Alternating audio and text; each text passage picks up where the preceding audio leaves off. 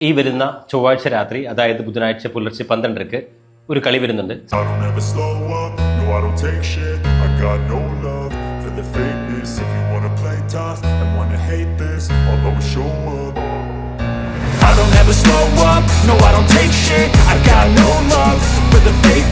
you wanna play tough and wanna hate this, I'll always show up and make a statement. I don't ever slow up, no I don't take shit. I got no love for the fakeness. If you wanna play tough and wanna hate this, I'll always show up and make a statement. Everything I do so instinctive and so passionate. Every word I move so descriptive. ലോകത്തെ ഏറ്റവും മികച്ച ടീമുകളൊന്നായിരുന്നു.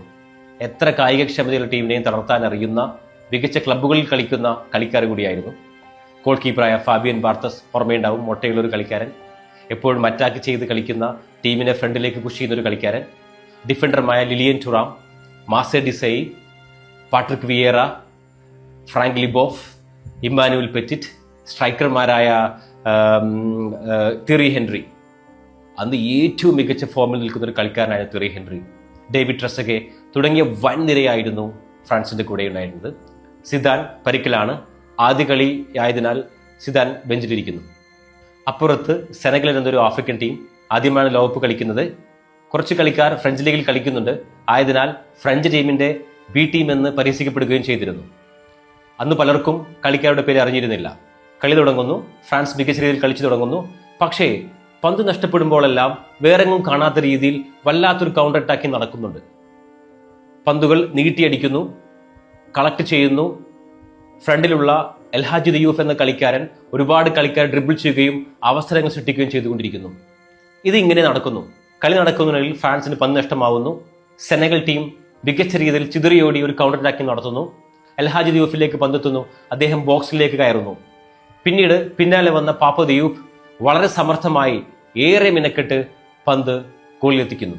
അവിടെ നിന്നങ്ങോട്ട് France നിരന്തരം അറ്റാക്കുകൾ നടത്തി. പക്ഷേ ആലിയോ Cissé എന്ന ക്യാപ്റ്റന്റെ ചിറകിലേറി Senegal team മികച്ചൊരു ഡിഫൻസിന്റെ സിംഹക്കോട്ട തന്നെ പണിതിരുന്നു. ഈ കളി കഴിയുമ്പോഴേക്ക് ഒരു പിടി സെനഗൽ താരങ്ങളുടെ പേരുകൾ ലോക ഫുട്ബോൾ പ്രേമികളുടെ മനസ്സിൽ ഉറച്ചു കഴിഞ്ഞിരുന്നു. ടോണി സിൽവ, ഉമർ ദഫ്, സാലിഫ് ദിയാവോ, ആലിയോ സിസെ, ഖലീലു ഫദീഗ, അൽഹാജി ദിയൂഫ്, പാപ്പ ദിയൂപ്പെ, അങ്ങനെ നിരവധി പേരുകൾ.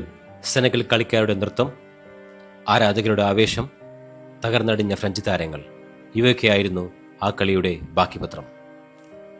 വിശ്വവിജയികളായ ഫ്രാൻസിനെ അട്ടിമറിച്ച് സെനഗൽ ചരിത്രം കുറിച്ചു. ആ ലോകകപ്പിൽ ഫ്രാൻസ് ഒരു ഗോൾ പോലും നേടാനാകാതെ ഗ്രൂപ്പ് ഘട്ടത്തിൽ പുറത്തായപ്പോൾ സെനഗൽ ക്വാർട്ടർ ഫൈനൽ വരെ കുതിച്ചുയർന്നു.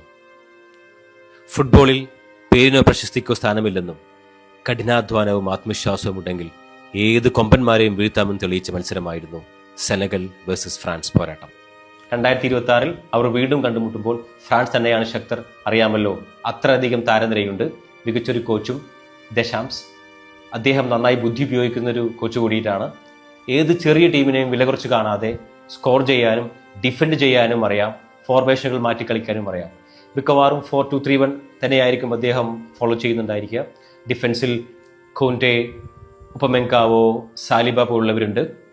മുൻനിരയിൽ ഓഫ് കോഴ്സ് എംബാപ്പെ, അതുപോലെ ഡെംബെലെ, ജോയെ, ഒലീസെ മികച്ച ഫോമിലാണ്. ഇവരെന്തായാലും ചിലപ്പോൾ ഫസ്റ്റ് ലൈനപ്പിൽ ഉണ്ടാവും.